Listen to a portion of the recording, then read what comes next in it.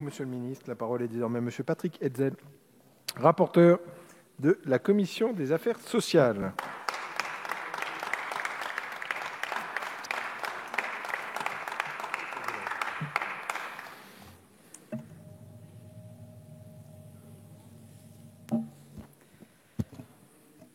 Monsieur le Président, Monsieur le Ministre, Madame la Présidente de la Commission des affaires sociales, mes chers collègues, nous avons achevé cette semaine l'examen du PLFSS pour 2021 qui entérine un déficit pour 2020 de plus de 46 milliards d'euros pour les régimes obligatoires de base et le Fonds de solidarité vieillesse.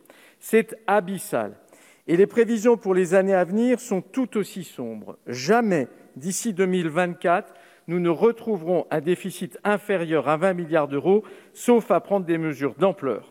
L'OCDE a démontré par une étude cette semaine que la France demeurerait le premier pays au monde en matière de prestations sociales à hauteur de 31% de la richesse nationale. Pourtant, nous ne pouvons que constater l'augmentation du taux de pauvreté, les difficultés structurelles de notre pays en matière de système de soins, l'inégalité rampante dans l'accès aux professionnels de santé sur tout le territoire national et notamment en ruralité.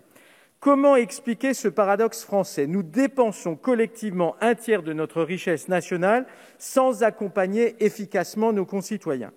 Une partie de la réponse se trouve dans la fraude aux prestations sociales.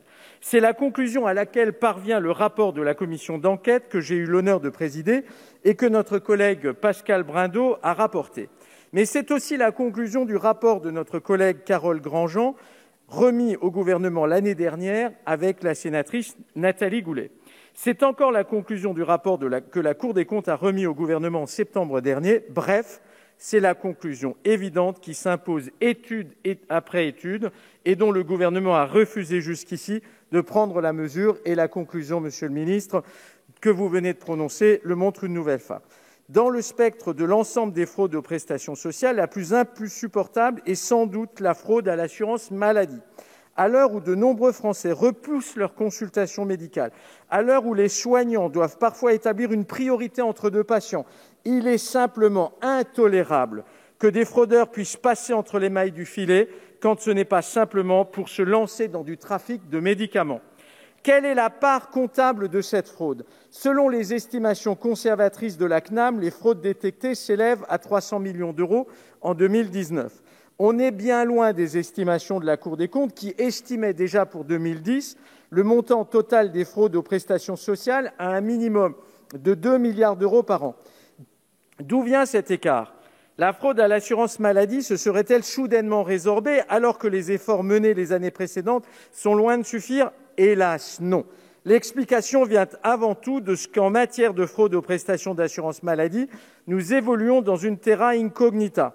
La Cour des comptes, dans son rapport de septembre dernier, s'étonnait encore de ce que le ministère des Solidarités et de la Santé s'obstinait à ne pas prescrire à la CNAM une estimation des fraudes aux prestations d'assurance maladie. Rien de plus facile pour ne pas résoudre un problème que d'éviter de le quantifier. On ne peut pas accuser le gouvernement de mener une politique de chiffres sur le sujet. Il n'y a ni chiffres ni politique. La fraude aux cartes vitales, qui constitue l'un des points saillants de l'ensemble des fraudes à l'assurance maladie, n'échappe pas à ce flou artistique généralisé. Quand ce n'est pas tout simplement à une valse hésitation à laquelle nous assistons. Sur ces 2 dernières années, les estimations du nombre de cartes surnuméraires ont connu pas moins de 5 approximations différentes, dont 2 issues de la même source, à savoir la direction de la sécurité sociale. Ces chiffres pourraient donner le tournis, alors qu'ils varient entre 609 000 et 2,5 millions de cartes surnuméraires. On nous a opposé en commission, et je crois que nous aurons encore le débat en séance aujourd'hui, que cette fraude ne coûterait que 11 millions d'euros, qu'il s'agirait en quelque sorte d'une vue de l'esprit. Circuler, il n'y a rien à voir, et c'était votre discours, Monsieur le ministre.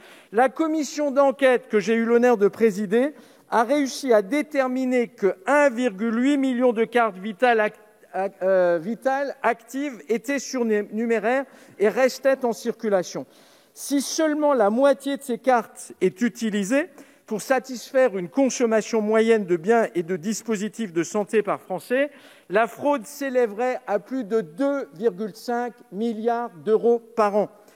C'est un cas d'école. Mais nous ne saurions imaginer ce problème plus longtemps. Les débats en commission ont d'ailleurs permis de confirmer que certains de nos collègues avaient été directement confrontés à des tentatives de fraude aux cartes Vitale dans le cadre de l'exercice de leurs fonctions médicales. Aujourd'hui, et plus que jamais, nous devons donc redoubler d'efforts pour sécuriser notre système de protection sociale, mais aussi pour sauvegarder les principes qui se trouvent à son fondement. Dès lors, peut-on encore s'offrir le luxe de considérer qu'il s'agit d'un problème marginal lorsque notre système de protection sociale est privé de plusieurs milliards d'euros chaque année et alors même que les comptes sociaux sont en train de plonger ?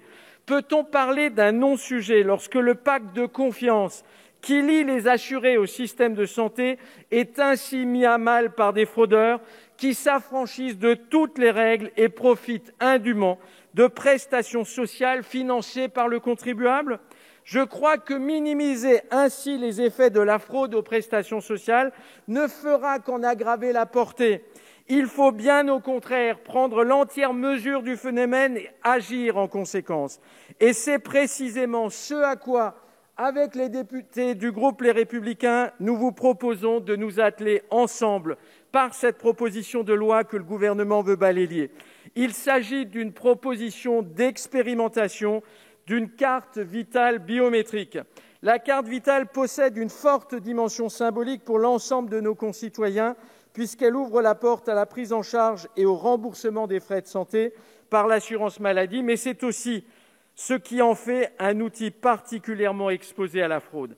La fraude à la carte Vitale se présente sous différentes formes. Via le recours à des cartes prêtées, volées ou perdues, en usurpant l'identité du titulaire, ou via l'utilisation d'une même carte pour faire le tour des prestataires de santé et obtenir gratuitement plusieurs fois les mêmes médicaments. Ces détournements permettent aux fraudeurs de bénéficier indûment de prestations d'assurance maladie ou d'obtenir une meilleure prise en charge des frais de santé. Bien souvent, il s'agit de bandes organisées, je dis bien de bandes organisées qui se procurent par le biais de cartes Vitale de produits de santé qu'ils revendent ensuite en territoire étranger. Contre ce phénomène, la proposition de loi déposée l'année dernière au Sénat prévoit l'expérimentation de la carte Vitale biométrique. L'objectif étant d'avancer sur la voie de l'authentification et de l'individualisation des droits. Le recours à l'outil biométrique est particulièrement indiqué. Il a fait ses preuves sur notre sol depuis la mise en place du passeport biométrique en permettant l'identification et l'authentification des individus. Le stockage numérique des empreintes digitales représente aujourd'hui la meilleure garantie d'un versement ou d'un remboursement sécurisé des prestations d'assurance maladie. Il est donc pertinent de l'expérimenter dans le cadre de la lutte contre la fraude. Nos collègues du Sénat, dont on ne peut pas mettre en cause l'attachement aux droits et aux libertés fondamentaux, se sont attachés à améliorer le texte dans le sens d'un respect complet des textes encadrant l'usage des données personnelles, qu'il s'agisse de la loi informatique et liberté de 1978 ou encore du règlement général de la protection des données, plus récemment mis en œuvre dans l'ensemble de l'Union européenne. L'ensemble des données des assurés sera bien protégé selon les plus hauts standards de sécurité. Je tiens également à rassurer mes collègues quant au coût du dispositif. Vous évoquez 400 millions, monsieur le ministre, 400 millions de dépenses et de l'autre côté un retour sur investissement de plus de 2 milliards par an.